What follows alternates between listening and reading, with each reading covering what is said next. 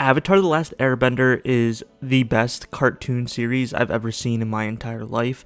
Not only is each episode wholesome and fun, but it tells a serialized story with dark elements at times, and it's just really, really good. So if you have not seen it, I highly suggest you check it out as soon as you're done this video, actually. So today we're going to be talking about Avatar Aang and Avatar Korra being in Nickelodeon All-Star Brawl, because we're pretty certain that they're both going to be in it due to the cover art. Even though it doesn't show any of the characters, the silhouettes definitely look like them, and they're probably the two most popular characters from one of the most popular Nicktoon series. We're going to be going over their moveset under the assumption that the moveset in Nickelodeon All-Star Brawl is the same type of mechanics as Super Smash Bros.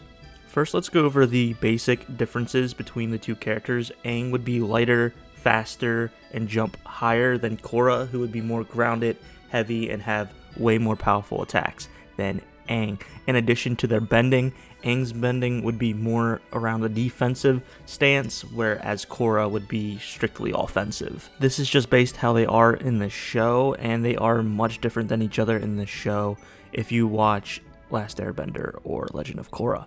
For Aang's basic attacks, he would have his staff, and that would also be included with his tilts, whereas Korra would have punches, jabs, and kicks. For his dash attack, Aang would sit on his spherical wind thing that he does in the show, and he could ride that for even more speed. As far as recovery goes, Korra could actually fly due to learning that ability as an advanced airbender, and Aang can use his glider with wind attached to it. Aang's neutral air would be simple. He would just spin his staff in a circular motion, similar to a lot of characters in the Smash Bros. Series. Korra's side smash would be a burst of fire, her up smash would be a water splash, and her down smash would be where she stomps on the ground, rocks appear, and then she kicks them. Whereas for Aang, his side smash would be a stone wall, his down smash would be a water geyser, and his up smash would be a fire kick.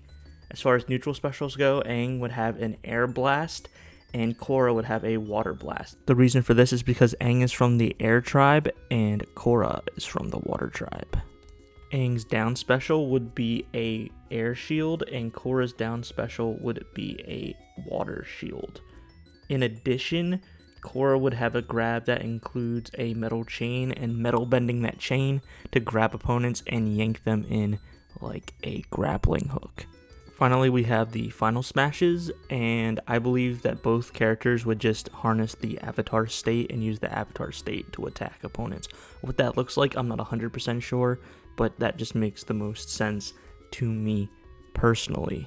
I normally don't do this in a building a character episode, but because we have some time left, I think that the Northern Water Tribe Temple would be a great stage to play on with the pond in the background, along with Ba Sing Se, because not only is it a big meme, but Book 2 is really big, and Ba Sing Se is pretty much a character of its own in Book 2 of Avatar: The Last Airbender.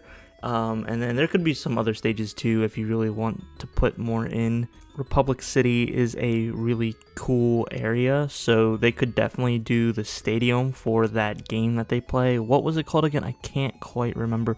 Where the benders have basically like discs that they chuck at each other and try to knock each other in the water. That's just a no-brainer for an arena for a fighting game.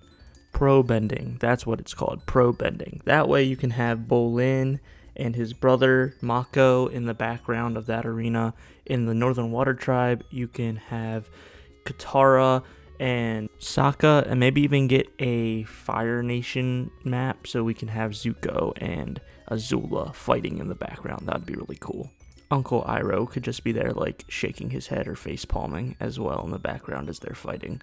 In the Ba Sing Se map, you can have Toph in the background earthbending. I think this is a great way to include all the very popular Avatar characters without them all being playable. It would be very cool for them all to be playable, but I don't really think that is going to be an option, and I will go into my predicted character roster in a later video. So that wraps up the building a character, Avatar Aang and Avatar Korra. What do you guys think? Let me know in the comments down below. Don't forget to like the video if you enjoyed yourself and consider subscribing for more Nicktoon All-Star Brawl content. I will be returning to Smash content soon as well. The game is not completely dead yet, so expect a few more Smash videos as well. I'm OCDsaster, and I hope you have a Smash-tastic rest of your day. See ya.